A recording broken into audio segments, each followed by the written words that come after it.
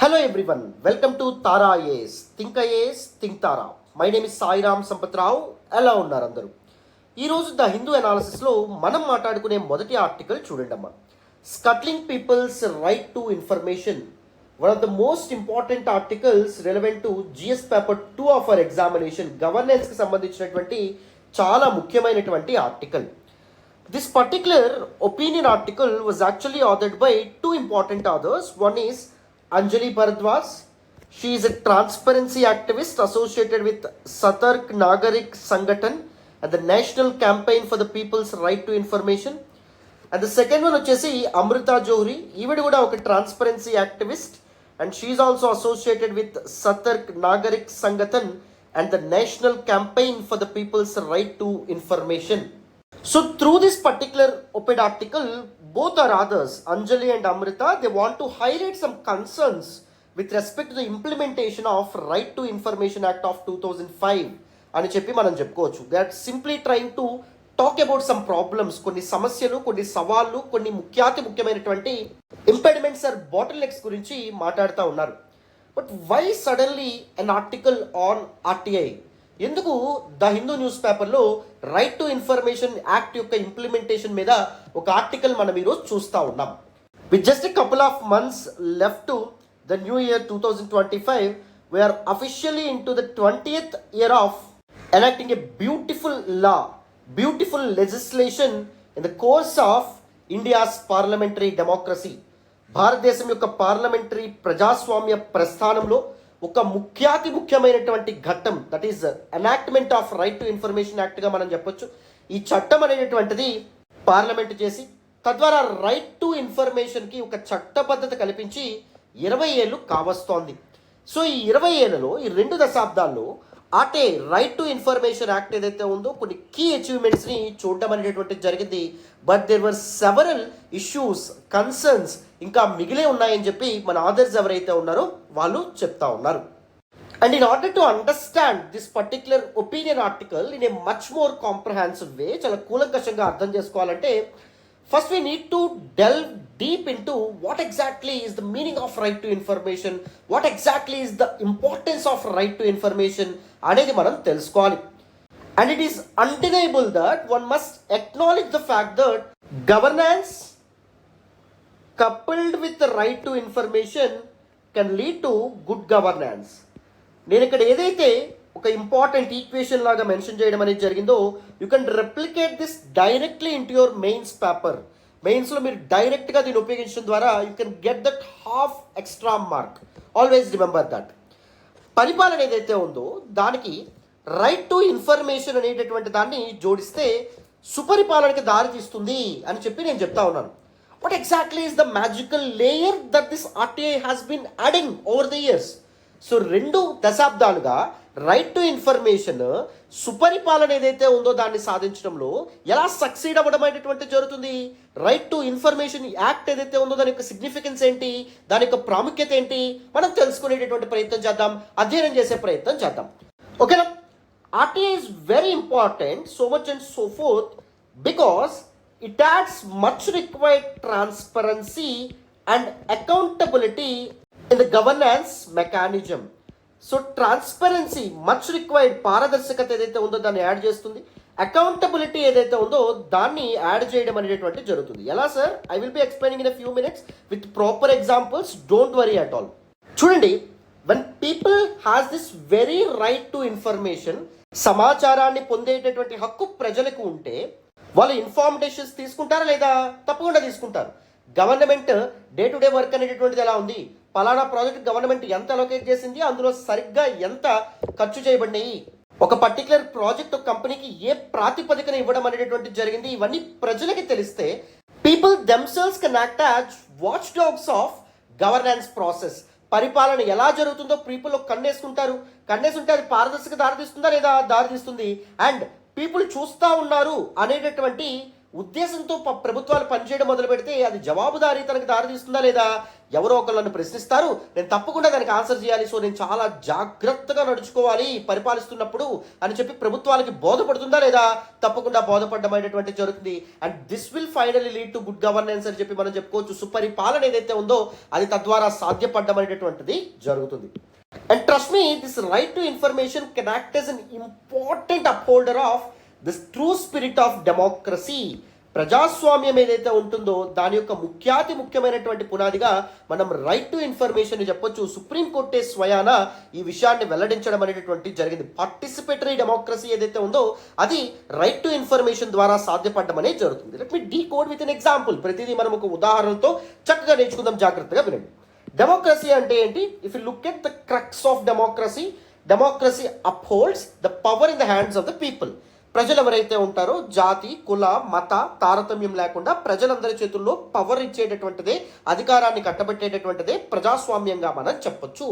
నీకు ఒక పలానా ఇన్ఫర్మేషన్ తెలియదు అనుకోండి, అంటే ఫర్ ఎగ్జాంపుల్ నరేంద్ర మోడీ ఏ విధంగా పరిపాలన చేస్తూ ఉన్నారు అని తెలియదు అనుకోండి, మీరు ఒక ఇన్ఫార్మ్డ్ డెసిషన్ తీసుకోగలరా? మీరు పర్ఫెక్ట్గా ఓట్ అనేటటువంటిది మీ పవర్ ఏదైతే ఉందో దాన్ని ఉపయోగించుకోగలరా? ఉపయోగించుకోలేరు. జగన్మోహన్ రెడ్డి నాడు నేడులో ఏం చేశాడో తెలియకపోతే, లేకపోతే రేవంత్ రెడ్డి హైడ్రా ఇంప్లిమెంటేషన్లో ఏం చేస్తూ ఉన్నాడో మీకు తెలియకపోతే, మీకు ఇన్ఫర్మేషన్ లేకపోతే మీరు ఇన్ఫార్మ్డ్ డెసిషన్ అనేటటువంటి తీసుకుంటారా? తీసుకోరు, రైట్?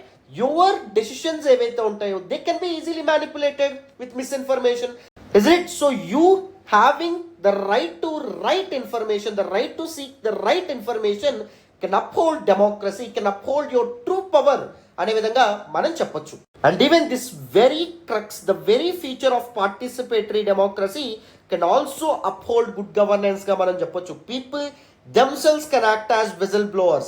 అసలు ఏం జరుగుతుందో పీపుల్ తెలుసుకోగలుగుతారు, వేరే వాళ్ళకి చెప్పగలుగుతారు. People can also exercise their right to constructive dissent as well. ప్రభుత్వం మీద వ్యతిరేకత ఏదైతే ఉందో దాన్ని డేటాని బ్యాక్ చేసుకొని, ఇన్ఫర్మేషన్ని, రైట్ ఇన్ఫర్మేషన్ని బ్యాక్ చేసుకొని పీపుల్ వాళ్ళ వ్యతిరేకత ఏదైతే ఉందో దాన్ని చూపించగలుగుతారు. అంతేనా? Always remember, informed people, properly informed people can act as very important whistle blowers in the process of governance. So సుపరిపాలన సాధ్యపడడంలో కానీ, పరిపాలన సాఫీగా జరగడంలో కానీ పార్టిసిపేటరీ డెమోక్రసీ అనేటటువంటిది very very important. And this RTI act has actually proved each and every word that I have told you so far. ఇప్పటి వరకు నేను ఏదైతే ఆర్టీఐ యాక్ట్ గురించి చెప్పానో ప్రతి దాన్ని RTI act over the years prove చేస్తూ రావడం అనేటువంటిది జరిగింది. The recent example being Supreme Court squashing the so called electoral bond scheme. Electoral bond scheme ఏదైతే ఉంటుందో అది ప్రజాస్వామ్య పోకడలకి విరుద్ధంగా సుప్రీంకోర్టు చెప్పడం అనేటువంటిది జరిగింది. ఈ పర్టికులర్ వెర్డిక్ట్ వరకు కూడా RTI, right to information act ఏదైతే ఉందో కీలకమైన పాత్ర పోషించడం అనేది జరిగింది. For example coal funds allocation scam ఏదైతే ఉందో దాన్ని కూడా ముందుకు తీసుకురావడంలో చాలా కీలకమైన పాత్ర పోషించడం అనేది జరిగింది. Over the years corruption cases ఏవైతే ఉంటాయో వాటిని రిజాల్వ్ చేయడంలో కూడా ఆర్టీఐ చాలా కీలకమైన పాత్ర పోషించడం అనేటువంటిది జరిగింది. It also served as an important tool for all the human rights activists. మానవ హక్కుల కోసం పోరాడేటటువంటి కార్యకర్తలు ఎవరైతే ఉంటారో వాళ్ళకి ఒక ముఖ్యమైనటువంటి టూల్ కింద, ఒక పనిముట్టు కింద, ఒక ఆయుధం కింద ఆర్టీఐ యాక్ట్ ఏదైతే ఉందో ఓవర్ ద ఇయర్స్ ఉపయోగపడడం అనేటువంటిది జరిగింది. మరి మన ఆథర్స్ ఎలాంటి concerns or issues or challenges with respect to RTI act గురించి మనకు మాట్లాడుతూ ఉన్నారు. ఎందుకు ఆర్టీఐ యాక్ట్ ఏదైతే ఉందో దాని ఇంప్లిమెంటేషన్లో సవాళ్ళు ఉన్నాయని చెప్తున్నారు. మాట్లాడదామా? According to our authors, if we cannot implement RTA Act of 2005 in its true spirit, it will definitely become a dead letter అనే విధంగా చెప్పడం అనేది జరిగింది. మరి దిస్ ఆర్టీఐ యాక్ట్ ఏదైతే ఉందో దాన్ని డెడ్ లెటర్గా, దాని యొక్క ఎఫెక్టివ్నెస్ ఏదైతే ఉందో దాన్ని కంప్లీట్గా కాంప్రమైజ్ అయ్యే విధంగా చేసేటటువంటి ఇష్యూస్ని మూడింటిని మనకు ఆథర్స్ ఎవరైతే ఉన్నారో వాళ్ళు చెప్పారన్నమాట. ద ఫస్ట్ ఇంపార్టెంట్ థింగ్ ఏంటంటే గవర్నమెంట్ కాన్షియస్గా కావాలనే చాలా వరకు పోస్ట్స్ ఏవైతే ఉంటాయో the post that are responsible for the proper implementation of this RTI act వాటిని వేకెంట్గా ఉంచడం అనేటువంటిది జరుగుతుంది. For example RTI act of 2005 ఏదైతే ఉందో it actually created a new hierarchy with respect to central information commission and దాంతోపాటు state information commissions. Different స్టేట్లో ఉన్నటువంటి ఇన్ఫర్మేషన్ కమిషనర్స్ పొజిషన్ ఏదైతే ఉందో అది వేకెంట్గా ఉందని చెప్పి చెప్తున్నారు. ఫర్ ఎగ్జాంపుల్ 29 రాష్ట్రాల్లో ఇన్ఫర్మేషన్ కమిషనర్స్ లేకుండా ఉన్నారు. 29 రాష్ట్రాల్లోని 7 రాష్ట్రాల్లో ఇన్ఫర్మేషన్ కమిషనర్స్ పోస్ట్ అనేటువంటి వేకెంట్గా ఉన్నాయి. Government deliberately wants to scuttle the peoples right to information. ప్రజల యొక్క సమాచార హక్కు ఏదైతే ఉందో దాన్ని నిర్వీర్యం చేసే ప్రయత్నం ప్రభుత్వం చేస్తూ ఉంది అని చెప్పి మన ఆథర్స్ ఎవరైతే ఉన్నారో వాళ్ళు ఆరోపిస్తూ ఉన్నారు. ఈవెన్ మీరు సెంట్రల్ ఇన్ఫర్మేషన్ కమిషన్లో ఉన్నటువంటి chief central information commissioner plus 10 other members ఉంటారు కదా, మరి 11 టోటల్ మెంబర్స్ ఎవరైతే ఉంటారో వాళ్ళు 6 పొజిషన్స్ అనేటువంటివి ఖాళీగా ఉన్నాయని చెప్పి మనకు ఆథర్స్ ఎవరైతే ఉన్నారో వాళ్ళు చెప్తున్నారు. డెలిబరేట్గా గవర్నమెంట్ ఈ ఇన్ఫర్మేషన్ కమిషనర్స్ ఎవరైతే ఉంటారో వాళ్ళని అపాయింట్ చేయట్లేదు. Because no government like transparency and accountability, isn't it? No government likes constructive dissent. ఏ ప్రభుత్వం అయినా వాళ్ళకి వ్యతిరేకత రావాలని కోరుకుంటుందా? కోరుకోదు. నిజాలు చెప్పే వాళ్ళు ఎవరైతే ఉంటారో, ప్రజలకు తెలియపరిచే వాళ్ళు ఎవరైతే ఉంటారో వాళ్ళు ఉండాలని కోరుకుంటుందా? కోరుకోదు. అందుకే the very act of right to information ఏదైతే ఉందో దాన్ని నిర్వీర్యం చేసే ప్రయత్నం చేస్తుంది, దాన్ని గొంతు నొక్కే ప్రయత్నం చేస్తుంది, దాన్ని ఒక డెడ్ లెటర్గా మార్చేటటువంటి ప్రయత్నం చేస్తుందని చెప్పి మన ఆథర్స్ ఎవరైతే ఉన్నారో వాళ్ళు ఆరోపిస్తున్నారమ్మా. రైట్? ఒకవేళ ఈ వేకెంట్ పోస్ట్ అనేటటువంటి ఫిల్ అయినా సరే, సో కొత్త వాళ్ళతో నియమించినా సరే, ఏవైతే పైలప్ అయిపోతాయో కేసెస్ వాటిని రిజాల్వ్ చేయడానికే వాళ్ళకి సరిపోతుంది తప్ప కొత్త కేసెస్ ఏవైతే ఉంటాయో వాటిని ఫర్నిష్ చేసి వాటికి సంబంధించినటువంటి ఇన్ఫర్మేషన్ అకామిడేట్ చేసేటటువంటి పరిస్థితిలో ద ఎంటైర్ మెకానిజం పనిచేయట్లేదు. అధికార యంత్రాంగం ఏదైతే ఉందో దానిలో ఫెయిల్ అవుతుంది అని చెప్పి మనకు ఆథర్స్ ఎవరైతే ఉన్నారో వాళ్ళు చెప్తున్నారు. This the first important concern. Always remember any argument that you mention in your mains examination. For example, important concern vacant post. For 2025 mains లో తప్పకుండా RTA మీద మీకు క్వశ్చన్ వచ్చే అవకాశం ఉంటుంది. Because it marks the completion of 20 years, 2 decades కాబట్టి. ఓకేనా? తప్పకుండా మెయిన్స్ లో క్వశ్చన్ వచ్చే అవకాశం ఉంటుంది. ఫర్ ఎగ్జాంపుల్ కన్సర్న్స్ గురించి మీకు అడిగినప్పుడు వేకెంట్ పోస్ట్ ఏవైతే ఉంటాయో వాటి ఒక ఆర్గ్యుమెంట్ కింద మీరు రాశారనుకోండి, దాన్ని సబ్స్టాన్షియేట్ చేస్తూ ప్రాపర్ ఎగ్జాంపుల్స్ అనేది రాయాలి. ప్రాపర్ ఎగ్జాంపుల్స్ కింద నేను ఏమిస్తున్నాను ఉదాహరణల కింద 29 రాష్ట్రాల్లోని ఇన్ఫర్మేషన్ కమిషనర్స్ ఎవరైతే ఉంటారో వాళ్ళ పోస్ట్లో 7 కంప్లీట్గా వేకెంట్గా ఉన్నాయని చెప్పి మనం మాట్లాడుకున్నాం. అండ్ సెంట్రల్ ఇన్ఫర్మేషన్ కమిషన్ ఏదైతే ఉందో దానిలో 11 పోస్ట్ అనేటువంటి టోటల్గా ఉండాలి, కానీ దానిలో 6 వరకు వేకెంట్గా ఉన్నాయి అని చెప్పి గవర్నమెంట్ ఫిల్ చేయట్లేదు అని చెప్పి మనం మాట్లాడుకున్నాం. You always need to substantiate with proper examples, proper rationality, proper logic in your mains examination. Always remember that. The second important concern ఏం చెప్తున్నారు అంటే రిగ్రెసివ్ అమెండ్మెంట్స్గా చెప్పడం అనేటువంటి జరిగింది. So this particular right to information act ఏదైతే ఉందో దాని యొక్క ప్రస్థానం 2005లో మొదలైంది. ట్రూ జెనసిస్ అనేటువంటిది Raj Narayan versus state of UP 1975 case ఏదైతే ఉందో అక్కడ మొదలైనప్పటికీ ఆ కేసులో సుప్రీంకోర్టు ఏదైతే ఉందో freedom of speech and expression that is guaranteed by article 19 of the constitution, భారత రాజ్యాంగంలోని 3వ భాగం ప్రాథమిక హక్కులు ఫండమెంటల్ రైట్స్ గురించి మాట్లాడడం అనేటువంటి జరుగుతుంది. Article 12 to article 35 various fundamental rights ఏవైతే ఉంటాయో వాటిని మనకి గ్యారంటీ చేయడం అనేది జరుగుతుంది. అందులో ఆర్టికల్ 19 ఇండియన్ సిటిజన్స్కి ప్రొవైడ్ చేసేటటువంటి వేరియస్ ఫ్రీడమ్స్లో freedom of speech and expression ఒకటి, వాక్ స్వాతంత్ర్య హక్కు, భావ ప్రకటన స్వేచ్ఛ ఏదైతే ఉంటుందో ఈ 2 భారత పౌరులకు ఉండడం జరిగింది.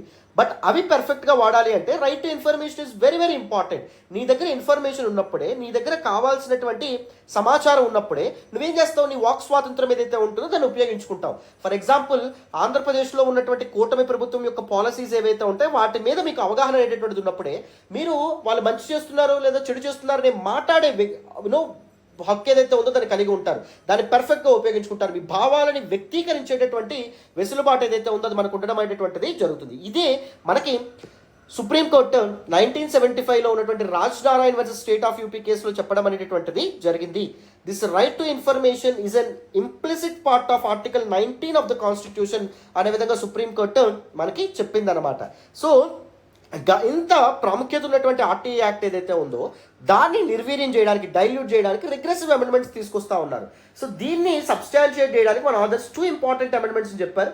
వన్ ఈజ్ 2019లో ఆర్టీఐ యాక్ట్లో తీసుకొచ్చినటువంటి అమెండ్మెంట్. ఎలాంటి అమెండ్మెంట్ తీసుకురావడం అనేది జరిగింది సార్ అంటే, ఇంతకుముందు ఎవరైతే ఆర్టీఐ యాక్ట్ని ప్రాపర్గా ఇంప్లిమెంట్ చేయాల్సినటువంటి ఇన్ఫర్మేషన్ కమిషనర్స్ ఉన్నారో వాళ్ళ యొక్క టెన్యూర్ 5 yearsకి ఫిక్స్ చేయబడి ఉండేది. బట్ 2019లో తీసుకొచ్చినటువంటి అమెండ్మెంట్ తర్వాత the tenure of these information commissioners will be subject to the decision of central government అనే విధంగా చెప్పడం అనేటువంటి జరిగింది. అంటే సెంట్రల్ గవర్నమెంట్ ఒకరిని కంటిన్యూ చేయాలంటే కంటిన్యూ చేయొచ్చు, కంటిన్యూ చేయకూడదంటే కంటిన్యూ చేయకపోవచ్చు. రైట్? సో దీనివల్ల ఏమవుతుంది, autonomy of these information commissions ఏవైతే ఉంటాయో అవి ఇంపీడ్ అయ్యే అవకాశం అనేటువంటిది ఉంటుంది. గవర్నమెంట్ అన్నాలు కావాలంటే అన్నాలు ఉండొచ్చు అంటే వాళ్ళు కమిషనర్స్ కూడా ఏం చేస్తారు, గవర్నమెంట్ ఏ ఫేవరబుల్గా ఉండేటువంటి ఇన్ఫర్మేషన్ ఫర్నిష్ చేస్తారు. గవర్నమెంట్ ఈ పలానాది రివీల్ చేయకూడదంటే రివీల్ చేయడం ఆపేస్తారు, ఏదైనా రీజన్ అనేటటువంటి చూపించి. అండ్ దాంతోపాటు వీళ్ళ యొక్క అలవెన్సెస్ కానీ శాలరీ కానీ ఇవన్నీ ఎలక్షన్ కమిషనర్కి ఎంతైతే ఉంటాయో సేమ్ అలానే ఉంటాయని చెప్పి ఆర్టీ యాక్ట్ ఆఫ్ 2005 చెప్తే 2019లో తీసుకొచ్చినటువంటి అమెండ్మెంట్లో ఏం చేశారు, these also will be decided by the central government అని చెప్పడం అనేది అంటే వీళ్ళ పిలక ఎవరి చేతిలో పెట్టారు, సెంట్రల్ గవర్నమెంట్ చేతిలో పెట్టారు. So there can be a possibility that these people information commissioners may act as an agents of central government. Central గవర్నమెంట్కి ఫేవరబుల్ ఇన్ఫర్మేషన్ ఫర్నిష్ చేసే అవకాశం అనేటువంటిది ఉంటుంది, వాళ్ళకి ఏజెంట్స్ కింద ఇదే అవకాశం ఉంటుంది. దానివల్ల లెవెల్ ప్లేయింగ్ ఫీల్డ్ ఉంటుందా, పవర్ ఎట్ ద సెంట్రల్లో పవర్ ఉండేటటువంటి పార్టీకి అండ్ అదర్ అపోజిషన్ పార్టీస్కి. సో లెవెల్ ప్లేయింగ్ ఫీల్డ్ అనేటువంటిది లేకపోతే ట్రూ స్పిరిట్ ఆఫ్ డెమోక్రసీ ఏదైతే ఉందో సస్టైన్ అవుతుందో, అప్హోల్డ్ అవ్వదు. అండ్ ఆర్టీఐ యాక్ట్ ఏదైతే ఉందో దాని యొక్క ట్రూ పవర్ ఏదైతే ఉంటుందో అది డైల్యూట్ అవ్వడం అనేటువంటిది జరుగుతుంది. రైట్. సో ఇదొక అమెండ్మెంట్ 2019లో తీసుకొచ్చినటువంటి అమెండ్మెంట్ గురించి మన ఆథర్స్ మాట్లాడితే, ఇంకొకటి రీసెంట్గా పాస్ చేసినటువంటి digital personal data protection act of 2023 ఏదైతే ఉందో దీని గురించి చెప్పడం అనేటువంటిది జరిగింది. ఈ యాక్ట్ ఏం చేస్తుంది, పర్సనల్ ఇన్ఫర్మేషన్ ఏదైతే ఉందో, పర్సనల్ డేటా ఏదైతే ఉందో that will be exempted from the disclosure under RTI act అని చెప్పి చెప్పడం అనేటువంటి జరిగింది. పోనీ ఏది పర్సనల్ ఇన్ఫర్మేషన్ అని చెప్పి పర్ఫెక్ట్గా దీనిలో ఏమైనా డిఫైన్ చేశారా అంటే లేదు. అర్థమైందా? సో ఇక్కడ ఒక కాన్ఫ్లిక్ట్ అనేటువంటిది వస్తుంది రైట్ టు ఇన్ఫర్మేషన్కి అండ్ దాంతోపాటు రైట్ టు ప్రైవసీకి. రైట్ అంటే సమాచార హక్కు ఏదైతే ఉందో దానికి అండ్ గోప్యత హక్కు ఏదైతే ఉందో దానికి ఒక కాన్ఫ్లిక్ట్ అనేటువంటిది ఉంది. సో ఒకటి రైట్ టు ఇన్ఫర్మేషన్ ఏదైతే ఉందో it will increase the access to information and the other hand right to privacy ఏదైతే ఉందో ఇట్ ప్రొటెక్ట్స్ ద ఇన్ఫర్మేషన్ అని చెప్పి మనం చెప్పొచ్చు. They both act as complementary to each other. But the governments ఏం చేస్తున్నాయి, లార్జర్ పబ్లిక్ గుడ్కి రెండింటిని వాడకుండా రైట్ టు ప్రైవసీ ఏదైతే ఉందో దాని కారణంగా చూపించి రైట్ టు ఇన్ఫర్మేషన్ ఏదైతే ఉందో దాన్ని క్రష్ చేసేటటువంటి ప్రయత్నం గవర్నమెంట్ చేసేటటువంటి ప్రయత్నం చేస్తూ ఉంది అని చెప్పి మన ఆథర్స్ ఎవరైతే ఉన్నారో వాళ్ళు చెప్తున్నారు. అండ్ థర్డ్ ఇంపార్టెంట్ ఇష్యూ మన ఆథర్స్ లేవనెత్తింది ఏంటి అంటే పొలిటికల్ వ్యాండలైజేషన్. సో రాజకీయ నాయకులు ఎవరైతే ఉన్నారో వాళ్ళు ఈ రైట్స్ యాక్టివిస్ట్ మీద చాలా అటాక్స్కి పాల్పడడం అనేటువంటి జరుగుతుంది. దట్ ఇస్ సీరియస్ కన్సర్న్ అనే విధంగా చెప్తున్నారన్నమాట. According to Transparency International India data nearly 100 people have been killed for using the RT Act. RT act ఉపయోగించడం వల్ల ఆర్టీ యాక్ట్ మీద పీపుల్కి అవేర్నెస్ కల్పించాలని ప్రయత్నించడం ద్వారా 100కు పైగా రైట్స్ యాక్టివిస్ట్ని చంపేయడం అనేటటువంటిది జరిగింది, వాళ్ళ హత్యకు గురవ్వడం అనేటటువంటిది జరిగింది, వాళ్ళ యొక్క ఆస్తులను స్వాధీనపరుచుకున్నారు, తప్పుడు కేసులు వాళ్ళ మీద పెట్టేటటువంటి ప్రయత్నం చేశారు. రైట్. సో పీపుల్ యొక్క గొంతు ఏదైతే ఉందో their right to access information ఏదైతే ఉందో దాన్ని నొక్కేసేటటువంటి ప్రయత్నం గవర్నమెంట్స్ చేస్తూ ఉన్నాయి, పొలిటికల్ పార్టీస్ చేస్తూ ఉన్నాయి, దిస్ పొలిటికల్ వ్యాండలైజేషన్కి పాల్పడుతున్నాయని చెప్పి మనకి మన ఆథర్స్ ఎవరైతే ఉన్నారో వాళ్ళు చెప్తున్నారు. మరి పొలిటికల్ వ్యాండలైజేషన్కి ఏమైనా ప్రొటెక్ట్ చేయడానికి ఏమైనా యాక్ట్ తీసుకురాలేదా సార్? తీసుకొచ్చారు. సో మనకి whistle blowers protection act of 2014 అనేటటువంటి పార్లమెంట్ చేసినప్పటికీ దీని ఇంప్లిమెంటేషన్ కోసం రూల్స్ ఏమైనా గవర్నమెంట్ ఇప్పటి వరకు తీసుకొచ్చిందా అంటే తీసుకురాలేదు. Just for the name sake without any rules any act can become a dead letter. అవునా కదా? దానికి ఇంప్లిమెంటేషన్ సాధ్యపడుతుందా? సాధ్యపడదు. Isn't it? సో ఏదో పేరుకి విజిల్ బ్లోవర్స్ ప్రొటెక్షన్ యాక్ట్ అనేటువంటి తీసుకొచ్చినప్పటికీ అది సరిగ్గా ఇంప్లిమెంట్ కాబడకపోవడం వల్ల ఆర్టీ యాక్ట్ ఏదైతే ఉందో అది కూడా డైల్యూట్ అవ్వడం అనేటువంటి జరుగుతుంది అని చెప్పి చెప్తున్నారు. Finally, in the conclusion part, one must acknowledge that an erosion of this fundamental right, that very fundamental right to information is an erosion of democracy. So డెమోక్రసీని స్ట్రెంథన్ చేసేటటువంటి రైట్ టు ఇన్ఫర్మేషన్ని మనం ఎరోడ్ చేస్తే, కంప్లీట్గా వీకెన్ చేస్తే, dilute చేస్తే ప్రజాస్వామ్యాన్ని, India boast about the largest democracy in the world, అతిపెద్ద ప్రజాస్వామ్యంగా మనం చెప్తాం. కానీ ప్రజాస్వామ్యాన్ని కాపాడేటటువంటి ఈ చట్టం ఏదైతే ఉందో దాన్ని నిర్వీర్యం చేసేటటువంటి ప్రయత్నం చేస్తున్నాం. అది ఎంత మేరకు తగదు. RTI act in its true spirit implement అవ్వాల్సినటువంటి అవసరం ఎంతైనా ఉంది. దిస్ కన్సర్న్స్ని ట్యాకిల్ చేసేటటువంటి అవసరం ఎంతైనా ఉందని చెప్పి మన ఆథర్స్ బోత్ అంజలి అండ్ అమృత ఇద్దరు చెప్తున్నారు. రైట్. క్లారిటీ వచ్చిందని అనుకుంటున్నాను. అందరికీ దిస్ పర్టిక్యులర్ ఆర్టికల్ డీటెయిల్డ్గా కాంప్రహెన్సివ్గా అర్థమైందని అనుకుంటాను. నేనైతే కన్క్లూజన్లో కీ టర్మ్స్ వాడుతున్నానో మీరు ఎగ్జాక్ట్గా రిప్లికేట్ చేయొచ్చు మీ ఆన్సర్స్లో. ఏవైతే నేను ఇక్కడ ఎంబలిష్మెంట్స్ కానీ ఈక్వేషన్స్ లాంటివి కానీ పెడుతున్నానో మీరు ఎగ్జాక్ట్గా మీరు వాటిని మెయిన్స్ ఎగ్జామ్లో రిప్లికేట్ చేయొచ్చు. మన యొక్క అనాలసిస్ ఎగ్జామ్ రెలవెంట్గా ఉంటుంది, ఎగ్జామ్ సెంట్రిక్గా ఉంటుంది, రేషనల్గా ఉంటుంది, లాజికల్గా ఉంటుంది. Always I emphasise on these kind of things. I hope you make use of all these efforts. So without any further delay మనం నెక్స్ట్ ఆర్టికల్ డిస్కస్ చేద్దాం. జాగ్రత్తగా అటెన్షన్ పేజెస్ వినండి నాన్న. ఓకేనా? వినాలి. సో ఈరోజు ద హిందూ అనాలిసిస్లో మనం మాట్లాడుకునే నెక్స్ట్ ఆర్టికల్ చూడండి అమ్మా. Critical message for the urban elite.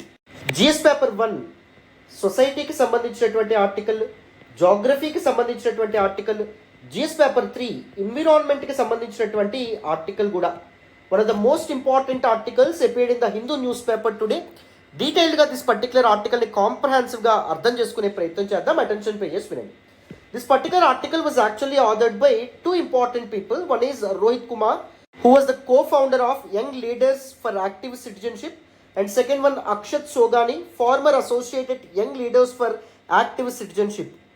So these two authors actually coming up with a very critical message, very important message for the urban elite, the privileged classes in urban centers, urban setups. So మన పట్టణ ప్రాంతాల్లో ఉన్నటువంటి privileged classes, the rich people ఎవరైతే ఉన్నారో వాళ్ళకి ఒక important మెసేజ్ని pass చేసే ప్రయత్నంలో మన ఆథర్స్ దిస్ పర్టిక్యులర్ ఆర్టికల్తో ముందుకు రావడం అనేటువంటిది జరిగింది. So this article implicitly if not explicitly talking about the environmental perspective on achieving social justice, సామాజిక న్యాయానికి అండ్ దాంతోపాటు దాన్ని అచీవ్ చేయడంలో ఎన్విరాన్మెంటల్ ఛాలెంజెస్, క్లైమేట్ చేంజ్ లాంటివి ఎలాంటి రోడ్ బ్లాక్స్ కింద ఉండడం అనేటువంటి జరిగింది. దిస్ ఇంటర్ కనెక్షన్ ఏదైతే ఉందో దాన్ని మన ఆథర్స్ ఎక్స్ప్లెయిన్ చేసేటటువంటి ప్రయత్నం చేస్తూ ఉన్నారమ్మా. సో వాళ్ళు ఈ ఆర్టికల్ ద్వారా తీసుకొచ్చినటువంటి ఇంపార్టెంట్ ఆర్గ్యుమెంట్ ఏంటి అంటే, ఆర్ టెక్నాలజీ ఎనేబుల్డ్ ఎకోసిస్టమ్ ఏదైతే ఉందో it could be making our cities అన్లివబుల్. మన అర్బన్ సెంటర్స్ ఏవైతే ఉంటాయో వాటిని నివాసయోగ్యం కానటువంటి ప్రాంతాలుగా మార్చడంలో ఆ రిలయన్స్ ఆన్ టెక్నాలజీ అనేటటువంటిది చాలా కీలకమైన పాత్ర పోషిస్తుందనే ఒక స్ట్రాంగ్ ఆర్గ్యుమెంట్తో వీళ్ళు ముందుకు రావడం అనేది జరిగింది. We all know that there will always be boons and banes with everything. There will always be buckets and bricks with everything. For example, ఏదైనా దానివల్ల పాజిటివ్స్ ఉంటాయి, నెగిటివ్ ఉంటాయి. For instance the emerging technology, artificial intelligence వల్ల చాలా problems solve అవ్వడం అనేటువంటి జరిగింది. People యొక్క ప్రొడక్టివిటీ పెరగడం అనేది జరిగింది. కాస్ట్ చాలా వరకు రిడ్యూస్ అవ్వడం అనేటువంటి జరిగింది. Better outcomes, data driven decision మేకింగ్లో ఆర్టిఫిషియల్ ఇంటెలిజెన్స్ చాలా ఉపయోగపడుతుంది. But at the same time artificial intelligence emerge అవ్వడం వల్ల డీప్ ఫేక్ టెక్నాలజీ లాంటి విపరీతంగా పెరిగి పీపుల్ యొక్క ప్రైవసీ కానీ, పీపుల్ యొక్క సోషల్ రిలేషన్స్ కానీ, పీపుల్ యొక్క మెంటల్ హెల్త్ మీద కూడా సివియర్ ఇంపాక్ట్ చూపించడం అనేటువంటి జరుగుతుంది. ప్రతి దాని వెనుక పాజిటివ్స్ అండ్ నెగిటివ్స్ ఉంటాయి. అలాగే ఈ టెక్నాలజీ పీపుల్ యొక్క లైఫ్స్ని సులభతరం చేయడంలో ఎంత కీలకమైన పాత్ర పోషించిందో, ఎంత మంచి చేయడం అనేటువంటిది జరిగిందో, అదేవిధంగా దాని యొక్క నెగిటివ్ ఇంప్లికేషన్స్ మనం మాట్లాడితే ఎన్విరాన్మెంటల్ ఛాలెంజెస్ ఒకటి అనే విధంగా మన ఆథర్స్ ఎవరైతే ఉన్నారో వాళ్ళు చెప్తా ఉన్నారమ్మా. This people are primarily focusing on an important environmental challenge or phenomena that is urban heat island effect or urban heat island phenomenon గా మనం చెప్పొచ్చు. ఏంటి అర్బన్ హీట్ ఐలాండ్ ఎఫెక్ట్ లేదా ఫినామినన్? మీకు డైరెక్ట్గా క్వశ్చన్ వచ్చే అవకాశం ఉంటుంది. మీకు జాగ్రఫీలో జాగ్రత్తగా అటెన్షన్ పేజెస్ వినాలి. First in order to understanding the phenomenon of urban heat island ఏంటంటో మీకు అర్థం కావాలి. What you mean by heat island? It's a place which is significantly warmer as compared to it's adjoining regions. చుట్టుపక్కల ప్రాంతాలతో పోలిస్తే ఒక particular ప్రాంతంలో ఎక్కువ వేడి అనేటువంటిది ఉందనుకోండి, దాన్ని హీట్ ఐలాండ్ అనేటువంటి పేరుతో పిలుస్తాం ఆ ప్రాంతాన్ని. ముఖ్యంగా అర్బన్ సెంటర్స్ ఏవైతే ఉన్నాయో they are prone to this particular phenomena. ఎందుకంటే చాలా కాజెస్ అనేటువంటివి ఉన్నాయి. పాపులేషన్ డెన్సిటీ అవ్వచ్చు, పీపుల్ ఎవరైతే ఉన్నారో వాళ్ళ యొక్క మనుగడ అర్బన్ సెంటర్స్లో ఎక్కువగా ఉంటుంది, జనసాంద్రత ఎక్కువగా ఉంటుంది. పీపుల్ డెన్సిటీ లేదా పాపులేషన్ డెన్సిటీ ఎప్పుడైతే ఎక్కువగా ఉంటుందో పీపుల్ యాక్టివిటీస్ ఏవైతే ఉంటాయో అవి ఎక్కువగా ఉంటాయి. ఫర్ ఎగ్జాంపుల్ మ్యానుఫ్యాక్చరింగ్ యాక్టివిటీస్ అవ్వచ్చు, సోషల్ యాక్టివిటీస్ అవ్వచ్చు, ఆర్ కన్స్ట్రక్షన్ యాక్టివిటీస్ అవ్వచ్చు. వీటన్నింటి కారణంగా since most of them are non sustainable in nature, వీటి కారణంగా the trap heat in the earth atmosphere, urban సెంటర్స్లో హీట్ అనేటువంటి ట్రాప్ కాబట్టడం అనేది జరుగుతుంది. అండ్ దాంతోపాటు అర్బన్ సెంటర్స్లో వాల్స్ ఏవైతే ఉంటాయో గ్లాస్తో ఇది అవ్వడం అనేటువంటి జరుగుతుంది. సో హీట్ ఏవైతే ఉంటాయో వాటిని రేడియేట్ చేయడం అనేటువంటి జరుగుతుంది. Isn't it? దాని కారణంగా అడ్జాయినింగ్ రూరల్ రీజియన్స్తో కంపేర్ చేస్తే అర్బన్ సెట్టింగ్స్ ఏవైతే ఉంటాయో అవి చాలా వామ్గా, వేడిగా ఉండమని జరుగుతుంది. అండ్ దాంతోపాటు lack of proper vegetation or green cover అవ్వచ్చు.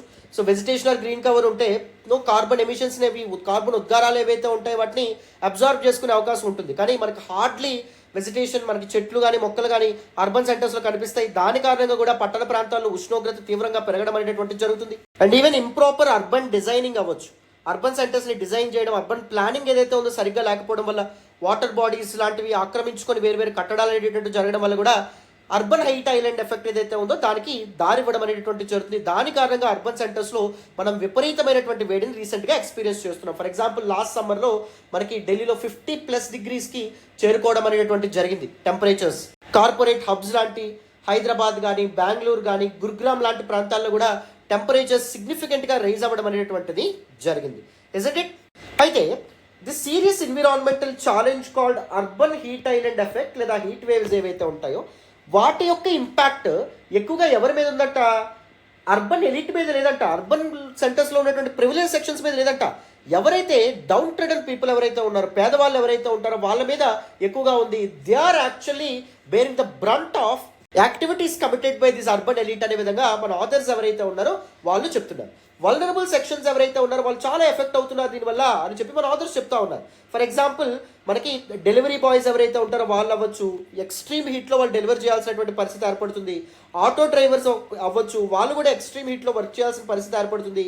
కన్స్ట్రక్షన్ వర్కర్స్ అవ్వచ్చు, లాంగర్ పీరియడ్స్ ఆఫ్ టైం వాళ్ళు పనిచేయాల్సినటువంటి కష్టపడాల్సినటువంటి పరిస్థితి ఏర్పడుతుంది. ఉమెన్ ముఖ్యంగా డొమెస్టిక్ వర్కర్స్ ఎవరైతే ఉంటారో వాళ్ళు కూడా ఈ ఎక్స్ట్రీమ్ టెంపరేచర్స్ వల్ల సివియర్ ఇంపాక్ట్ ఏదైతే ఉందో చూడడం అనేటటువంటి జరుగుతుంది. సో ఎవరైతే దిస్ ఎలీట్ సెక్షన్స్ ఎవరైతే ఉంటారో మేజర్లీ వాళ్ళు this urban heat island effect కానీ ఎక్స్ట్రీమ్ టెంపరేచర్స్ కానీ కారణమవుతూ ఉంటే, బట్ ఇంప్లికేషన్ దాని యొక్క భారం లేదా నెగిటివ్ కాన్సిక్వెన్సెస్ ఎవరు ఫేస్ చేయడం అనేటువంటి జరుగుతుంది? దిస్ వల్నరబుల్ సెక్షన్స్ ఫేస్ చేస్తూ ఉన్నారు అని చెప్పి మనకి ఆథర్స్ ఎవరైతే ఉన్నారో వాళ్ళు చెప్తా ఉన్నారు.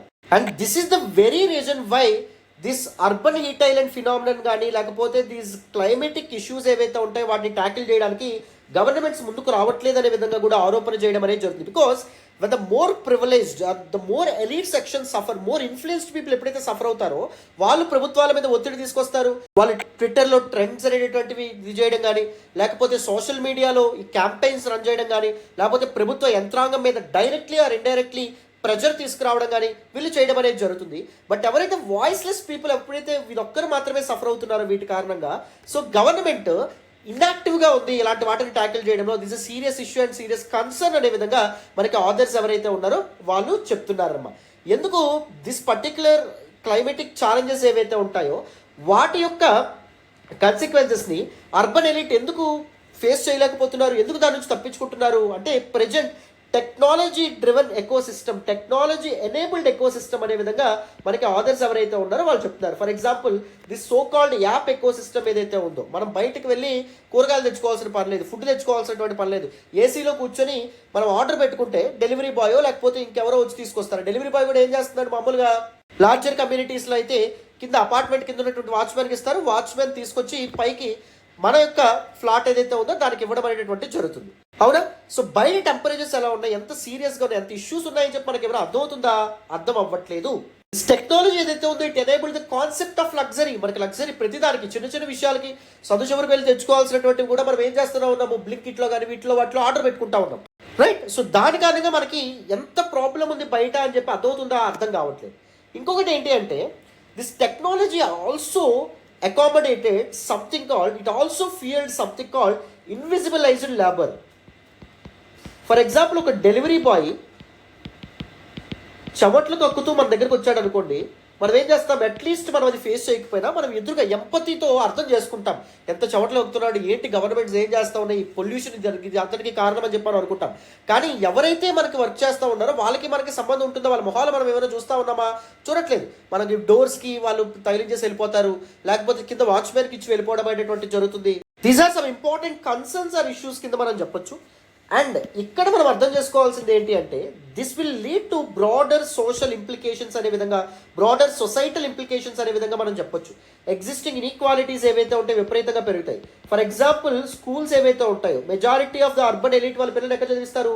ప్రైవేట్ స్కూల్స్లో చదివిస్తారు. ప్రైవేట్ స్కూల్స్లో ఇప్పుడు ప్రతి వాటిలోనూ దిస్ గ్లోబల్ స్కూల్స్ లేకపోతే సో కాల్డ్ టెక్నాలజీ ఎనేబుల్డ్ స్కూల్స్లో మనకి ఎయిర్ కండిషన్స్ ఇవన్నీ ఉన్నాయి. సో మన పిల్లలకు కూడా ఈ ఇబ్బంది ఏదైతే ఉంటుందో తెలియకుండా మనం పెంచడం అనేటువంటి జరుగుతుంది. But at the same time these facilities ఏవైతే ఉంటాయి, దీస్ పబ్లిక్ రిసోర్సెస్ మనకి గవర్నమెంట్ స్కూల్స్లో కనిపిస్తూ ఉన్నాయా, గవర్నమెంట్ హాస్పిటల్స్లో మనకు కనిపిస్తూ ఉన్నాయా? కనిపించట్లేదు. So this will lead to further inequalities కింద మనం చెప్పొచ్చు. Because a section of people are able to access much more lavish resources, but at the same time another section of resources were left at the mercy of governments which are very inactive in tackling these recurrent environmental challenges. దానివల్ల ఏమవుతుంది, existing inequalities, అసమానతలు ఏవైతే ఉంటాయో అవి కూడా విపరీతంగా పెరిగేటటువంటి అవకాశం అనేటటువంటిది ఉంటుంది, విపరీతంగా వైడన్ అయ్యే అవకాశం ఉంటుంది, బ్రాడన్ అయ్యే అవకాశం అనేటటువంటిది ఉంటుంది. అవునా? సో గవర్నమెంట్ స్విఫ్ట్ యాక్షన్తో చర్యలు తీసుకోవడం కానీ, గవర్నమెంట్ మీద ఒత్తిడి తీసుకురావడానికి అర్బన్ ప్రివిలేజ్ సెక్షన్స్ లేదా అర్బన్ ఎలిట్ కూడా కీలకమైన పాత్ర పోషించాలి. తమ తోటి మనుషులు ఎవరైతే ఉంటారో, తోటి వల్నరబుల్ సెక్షన్స్ ఎవరైతే ఉంటారో వాళ్ళ యొక్క శ్రేయస్సు కోసం, వాళ్ళకి సమన్యాయం అందించడం కోసం క్యాంపెయిన్స్ అనేటటువంటివి రన్ చేయాలి. ప్రభుత్వ యంత్రాంగం మీద ఒత్తిడి అనేటటువంటి తీసుకురావాలని చెప్పి మన ఆథర్స్ ఎవరైతే ఉన్నారో వాళ్ళు చెప్తున్నారు. So at this juncture media అనేటటువంటిది అవేర్నెస్ అనేటటువంటిది తీసుకురావాలి. సో ఎవరు ఎలాంటి ప్రాబ్లమ్స్ ఫేస్ చేస్తూ ఉన్నారు, డెలివరీ బాయ్స్ ఎలాంటి ఇష్యూస్ ఫేస్ చేస్తూ ఉన్నారు, ఆటో డ్రైవర్స్ ఎలాంటి ఇష్యూస్ ఫేస్ చేస్తూ ఉన్నారు, డొమెస్టిక్ వర్క్ చేసేటటువంటి ఉమెన్ ఎలాంటి వర్క్ ఫేస్ చేస్తూ ఉన్నారు, కన్స్ట్రక్షన్ వర్కర్స్ ఎలాంటి ఇష్యూస్ ఫేస్ చేస్తున్నారు దిస్ రైజింగ్ టెంపరేచర్స్ వల్ల, ఇవన్నీ వెలుగులోకి రావాలి. ఎప్పుడైతే ప్రివిలేజ్ క్లాసెస్ యొక్క అటెన్షన్ అనేటటువంటిది సాధ్యపడుతుందో తద్వారా గవర్నమెంట్ ఏదైతే ఉందో యాక్టివ్గా మారడం అనేటువంటి జరుగుతుంది. ఫర్ ఎగ్జాంపుల్ ఢిల్లీలో రీసెంట్గా ఫ్లాష్ ఫ్లడ్స్ లాంటివి వచ్చి పేవ్మెంట్స్ ఏవైతే ఉంటాయో అవన్నీ మునిగిపోవడం అనేటువంటి జరిగింది. మెంబర్ ఆఫ్ పార్లమెంట్స్ యొక్క హౌసెస్ ఏవైతే ఉంటాయో అవి కూడా మునిగిపోవడం అనేది జరిగింది. సో ఎవరైతే ఇన్ఫ్లుయెన్స్డ్ పీపుల్ ఎఫెక్ట్ అయ్యారో, ఎవరైతే వాళ్ళ మీద భారం పడడం అనేది జరిగిందో వెంటనే గవర్నమెంట్ యంత్రాంగం స్విఫ్ట్ యాక్షన్ తీసుకోవడం అనేది జరిగింది. అదే స్లమ్ ఏరియాస్లో కానీ లేకపోతే దీస్ అర్బన్ పూర్ సెటిల్మెంట్స్ కానీ ఇంపాక్ట్ అయితే గవర్నమెంట్ ఇంతే త్వరగా యాక్షన్ తీసుకుంటుందా? తీసుకోదు. సో ఎప్పుడైనా గుర్తుపెట్టుకోవాలి, దీస్ ఎన్విరాన్మెంటల్ ఛాలెంజెస్ వెనక ముఖ్యమైనటువంటి కారణం privilege sections, urban elite people. But who are bearing the brunt? ఎవరు ప్రాబ్లం ఫేస్ చేస్తూ ఉన్నారు? వల్నరబుల్ సెక్షన్స్ ఫేస్ చేయడం అనేటువంటి జరుగుతుంది. సో ఇది ఒక serious concern. It is also exacerbating societal inequalities, it is also changing social dynamics అనే విధంగా మనం అర్థం చేసుకోవాలని చెప్పి మన ఆథర్స్ ఎవరైతే ఉన్నారో వాళ్ళు మెన్షన్ చేయడం అనేది జరిగింది. Environmental dimension towards social justice very important అమ్మా. అందుకే మీకు మెయిన్స్కి చాలా ఉపయోగపడుతుంది. అందుకే ఈ ఆర్టికల్ ఏదైతే ఉందో నేను సెలెక్ట్ చేయడం అనేది జరిగింది. క్లారిటీ వచ్చిందని అనుకుంటున్నాను. అందరికీ ఈ ఆర్టికల్ పూర్తి స్థాయిలో అర్థమైందని అనుకుంటున్నాను. ఇప్పుడు వితౌట్ ఎనీ ఫర్దర్ డిలే మనం నెక్స్ట్ ఆర్టికల్ డిస్కస్ చేద్దాం. జాగ్రత్తగా అటెన్షన్ పే చేసి వినండి, మీకు చాలా చక్కగా అర్థమవుతుంది. So let us look at the next article of today's discussion. The title of this particular article says China, India and New Delhi's Quad Dilemma. One of the most important articles appeared in the Hindu newspaper today, relevant to GS paper 2 of our examination. International relations ki sambandhinchiనటువంటి one of the most important articles. The year 2022 witnessed the onset of India-China border standoff. And అప్పటి నుంచి India China relations or India China టైస్కి సంబంధించి చాలా articles the హిందూలో appear అవుతూనే ఉన్నాయి. But this article is way more beautiful and the beauty was actually added by the author himself, M K Narayana. Who was M K Narayanan? Is a former director, intelligence bureau, and former national security advisor as well, and former governor of West Bengal as well. So as part of this particular article, through this particular article, MK Narayanan wants to delve deep into the intricacies of India-China ties and దాంతో పాటుగా India's approach towards its quad counterparts, that is other three nations, United States of America, Australia and Japan. So ఈ కాంటెక్స్లో ఈ article మీకు అర్థం కావాలంటే మీకు first quadrilateral security dialogue ఏంటో మీకు అర్థం కావాలి. క్వాడ్రిలేటరల్ సెక్యూరిటీ డైలాగ్ రీసెంట్గా ఎందుకు న్యూస్లో ఉంది? రీసెంట్గా క్వాడ్ సమిట్ కంక్లూడ్ అవ్వడం అనేటటువంటి జరిగింది యునైటెడ్ స్టేట్స్ ఆఫ్ అమెరికాలో. దాని గురించి మీకు తెలియాలి. అండ్ దాని తర్వాత మన ఎంకే నారాయణన్ గారు ఇచ్చినటువంటి ఇంపార్టెంట్ ఇన్సైట్స్ ఏవైతే ఉంటాయో with respect to India's engagement with both China and its Quad partners. So వాటి గురించి మనం అర్థం చేసుకోవాలి. Currently India is actually facing a two front challenge. ఒక ముఖ్యమైనటువంటి సవాలని both its maritime theatre and continental థియేటర్లో చైనా ఫేస్ చేస్తూ ఉంది. థియేటర్ అంటే ఇక్కడ సినిమా థియేటరో లేకపోతే ఇంకేదో కాదమ్మా, యుద్ధక్షేత్రం అనే విధంగా మనం చెప్పొచ్చు. When I say this word continental theater, the northern periphery of India, that is Indo-Sino border ఏదైతే ఉందో అక్కడ చైనాతో మనం కాన్ఫ్లిక్ట్ ఎదుర్కొంటున్నాం. అండ్ చైనా క్లోజ్ అలా అయినటువంటి పాకిస్తాన్తో కూడా మనం టెర్రరిజంకి సంబంధించినటువంటి ఇష్యూస్ని ఎదుర్కొంటున్నాం. అండ్ వేరస్ మ్యారిటైమ్ థియేటర్లో, that is predominantly in the Indo Pacific region, మనం చైనాస్ అగ్రెషన్ కారణంగా చాలా ఇష్యూస్ ఏవైతే ఉంటాయో వాటిని ఎదుర్కొంటున్నాం. చైనా అనేటటువంటిది మన క్లోజెస్ట్ ట్రెడిషనల్ ఎలైస్ని కూడా తన వైపు తిప్పుకునే ప్రయత్నం చేస్తుంది. ఫర్ ఎగ్జాంపుల్ మాల్దీవ్స్ అవ్వచ్చు, బంగ్లాదేశ్, బర్మా అవ్వచ్చు, ఇవన్నిటిని దగ్గర అయ్యేటటువంటి ప్రయత్నం చేస్తుంది. మరి ఇండియా ఎదుర్కొంటున్నటువంటి టూ ఫ్రంట్ ఛాలెంజ్కి ఇండియా ముందున్నటువంటి ఒక proper solution India's external affairs ministry ఏం భావించింది అంటే క్వాడ్ అనే విధంగా భావించడం అనేటువంటిది జరిగింది. The full form of Quad ఏంటంటే క్వాడ్రిలేటరల్ సెక్యూరిటీ డైలాగ్గా మనం చెప్తాం. It is a 4-member security alliance. If it is not a normal alliance, but it is a security alliance గా కూడా మనం చెప్పొచ్చు. క్వాడ్లో ఉన్నటువంటి కంట్రీస్ ఏంటి? Like minded democracies, the so called maritime democracies. For example India అనేటటువంటిది the largest democracy in the world. And దాంతోపాటు Quad counterparts మిగిలిన members ఎవరు? The earliest democracy in the world, United States of America. And దాంతోపాటు 2 other maritime liberal democracies like Japan and Australia. ఇవన్నీ కలిపి క్వాడ్లో members కింద మనం చెప్పొచ్చు. If you ask me about what exactly is the objective of this grouping, quad grouping యొక్క objective ఏంటి? ఇది ఒక ఇన్ఫార్మల్ గ్రూపింగ్, దీని వెనక ఒక చార్టర్ అనేటువంటిది లేదు.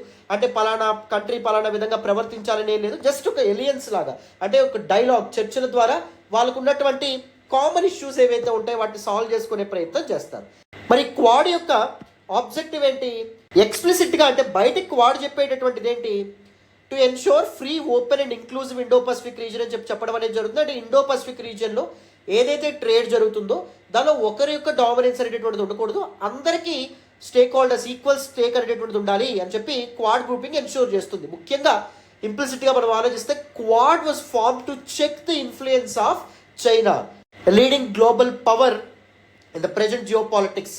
ప్రపంచ రాజకీయాల్లో ఒక అతీతమైనటువంటి శక్తిగా రీసెంట్గా ఎదుగుతున్నటువంటి చైనా ఏదైతే ఉందో దాని యొక్క ఇన్ఫ్లుయెన్స్ని ఇండో పసిఫిక్ రీజియన్లో కంట్రోల్ చేయడమే క్వాడ్ యొక్క లక్ష్యంగా మనం చెప్పొచ్చు. 2007లో క్వాడ్ యొక్క ఆలోచన అనేటువంటిది అప్పటి జపనీస్ ప్రైమ్ మినిస్టర్ అయినటువంటి షింజో అబే తీసుకొచ్చినప్పటికీ అది మెటీరియలైజ్ అయ్యేటప్పుడు ఇంకో 10 ఏళ్ళు పట్టింది.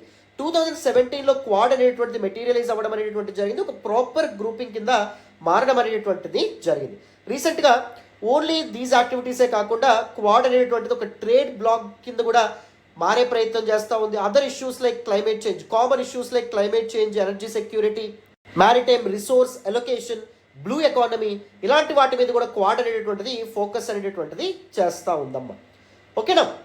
అయితే మరి ఎందుకు క్వాడ్ గురించి మనం ఇప్పుడు మాట్లాడుకుంటున్నాం? September 2024 our honorable Prime Minister of India, that is Mr. Modi, visited the United States to attend at another meeting of Quad nations. Quadrilateral security డైలాగ్కి సంబంధించినటువంటి గ్రూపింగ్కి సంబంధించినటువంటి నేషన్స్ ఏవైతే ఉంటాయి, కంట్రీస్ ఏవైతే ఉంటాయి వాటి మీటింగ్లో పార్టిసిపేట్ చేయడం అనేది జరిగింది. And this turned out to be possibly the most significant meeting of quad to date అని చెప్పి మనం చెప్పొచ్చు. క్వాడ్ ఎస్ ఎ గ్రూపింగ్, దో ఇన్ఫార్మల్ గ్రూపింగ్. సో దీన్ని స్ట్రెంథన్ చేయడం ఏదైతే ఉందో దాని వెనక ఈ మీటింగ్ అనేటువంటిది చాలా కీలకమైన పాత్ర పోషిస్తుంది అని చెప్పి మనం చెప్పొచ్చు. So post this particular meeting, శిఖరాగ్ర సమావేశం ఏదైతే ఉందో, the heads of the nations of this 4 maritime democracies, the largest democracy that is India, earliest democracy that is USA, and దాంతోపాటుగా these liberal democracies Japan and Australia కలిసి ఒక డిక్లరేషన్తో ముందుకు వచ్చినాయి. That is Wilmington డిక్లరేషన్గా మనం చెప్పొచ్చు.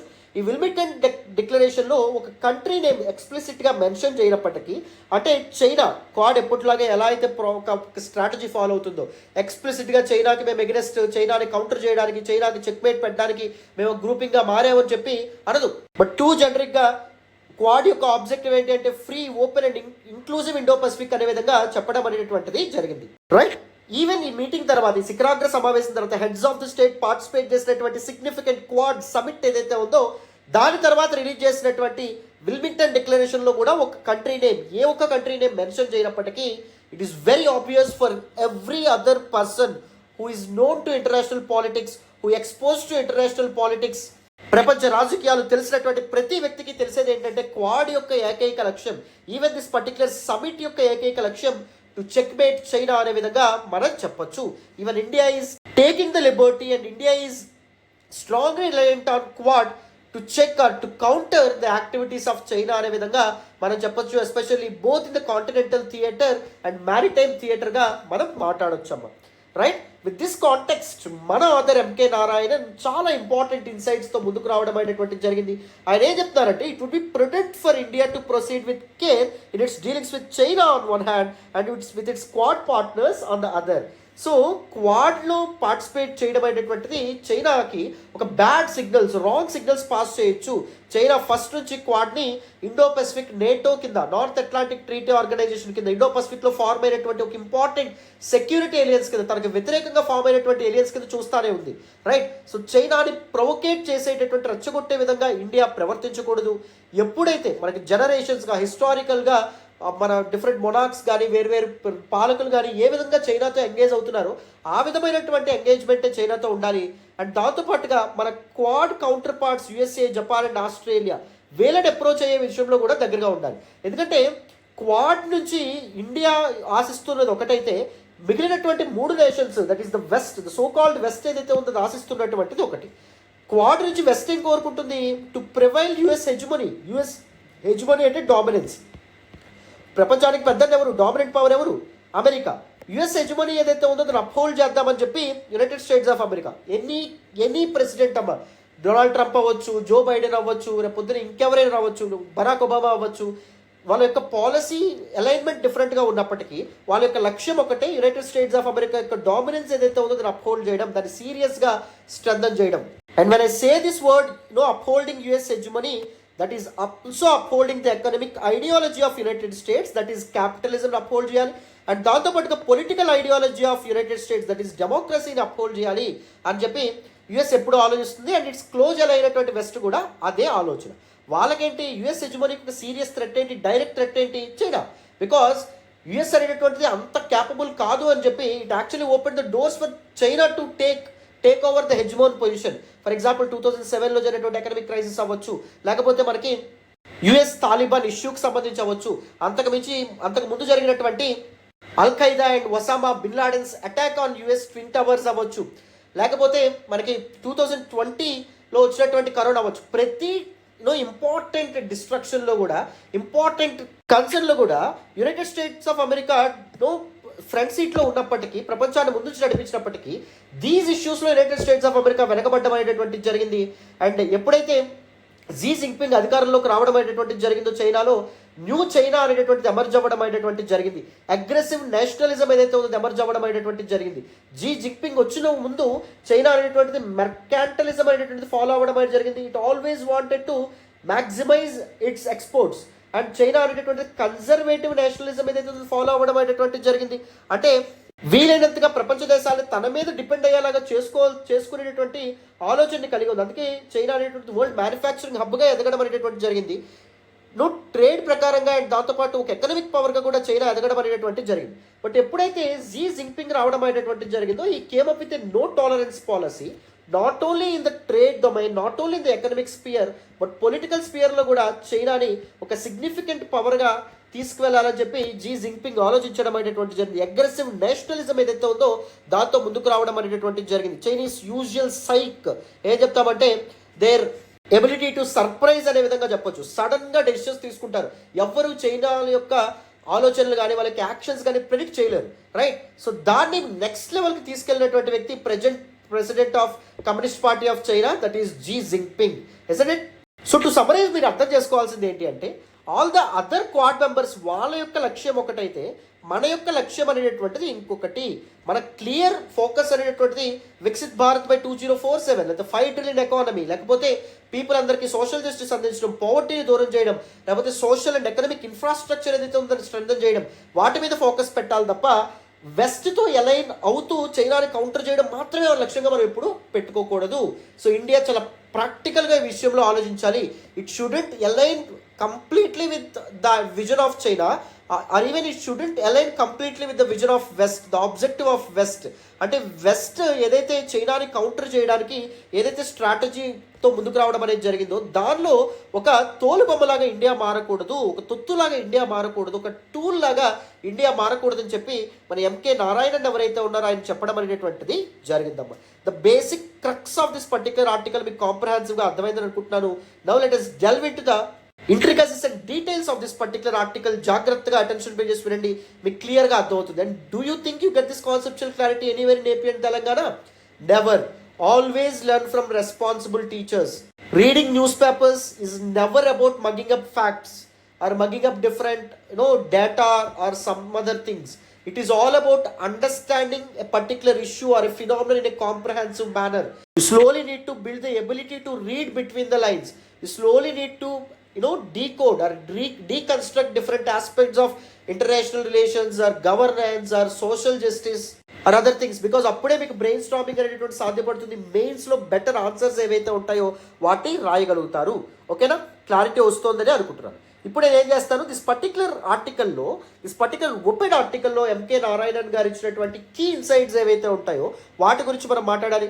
ఈయన the present state of India China ties బెటర్గా ఉన్నాయి. ఏదైతే 2022లో స్టార్ట్ అయినటువంటి ఇండియా చైనా స్టాండ్ ఆఫ్ ఏదైతే ఉందో అది మెల్లమెల్లగా డైల్యూట్ అవుతుంది, రిజాల్వ్ అవుతుంది.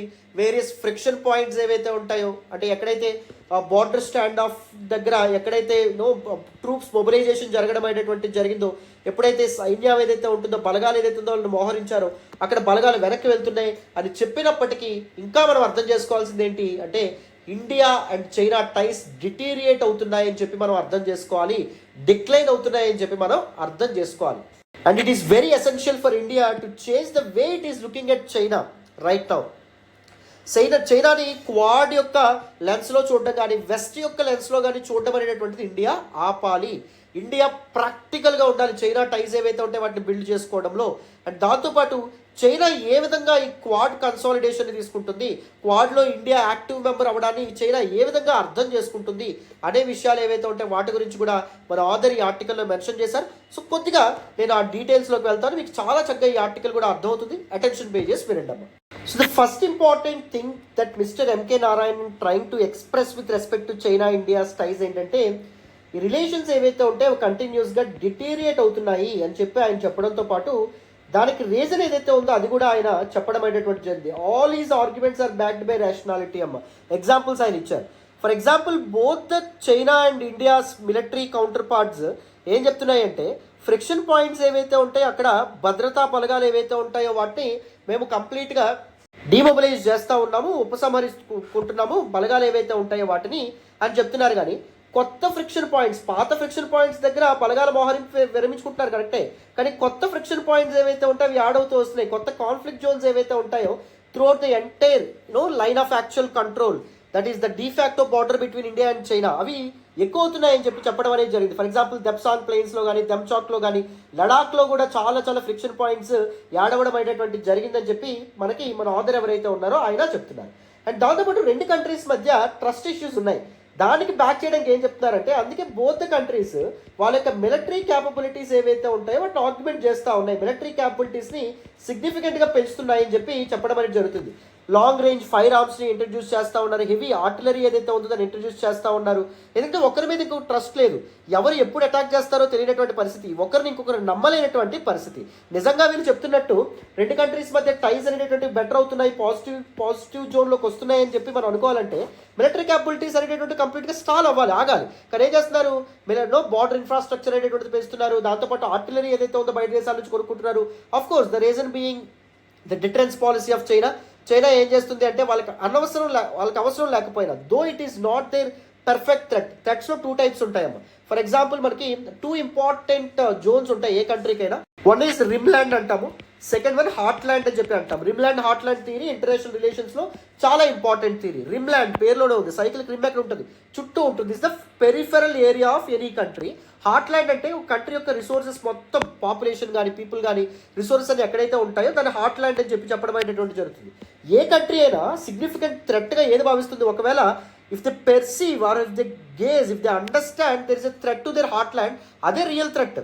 పెరిఫెరల్ రీజియన్స్కి లేదా బౌండరీస్కి, రిమ్లాండ్కి ఏమైనా థ్రెట్ ఉందనుకోండి అంత సీరియస్గా పట్టించుకోవు.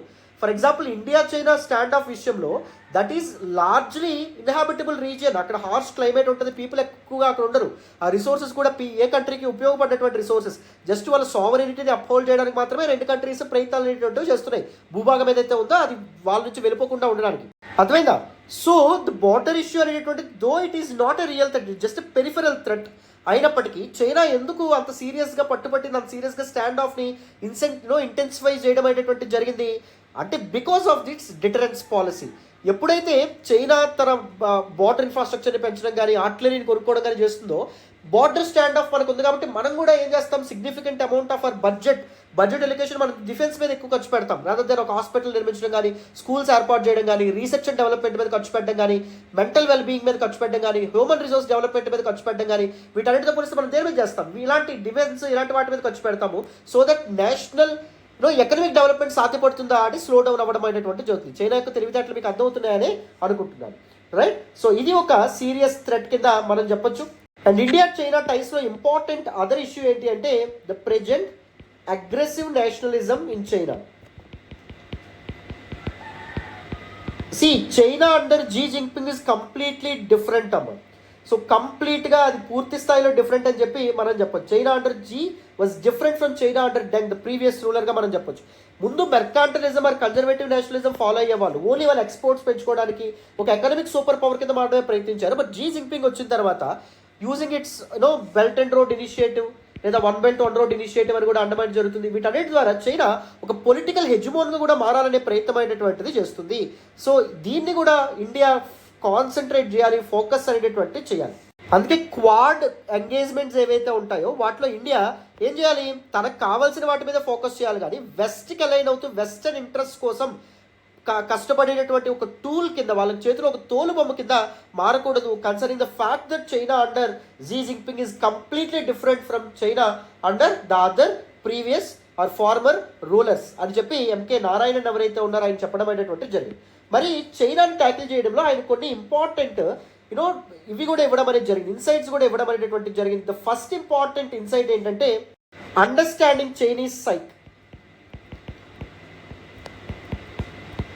చైనా యొక్క ఏవైతే ఇవి ఉంటాయో, ఐ మీన్ వాళ్ళ యాక్షన్స్ ఏవైతే ఉంటాయో వాటిని కంప్లీట్గా రీడ్ చేయాలి. China always comes with surprise, it always ads element of surprise in all it's actions. అప్పటి వరకు ఫ్రెండ్ అంటది, అప్పటికప్పుడు వార్ ప్రకటించడం అనేది జరుగుతుంది. 1962 ఇండో చైనా వార్ ఏదైతే ఉంది, ఇండో చైనా వార్ ఏదైతే ఉంది, దాని ముందు ఇండియా చైనా బెస్ట్ ఫ్రెండ్స్గా ఉండడం జరిగింది. బట్ సడన్గా చైనా అటాక్ చేయడం అనేటువంటిది జరిగింది.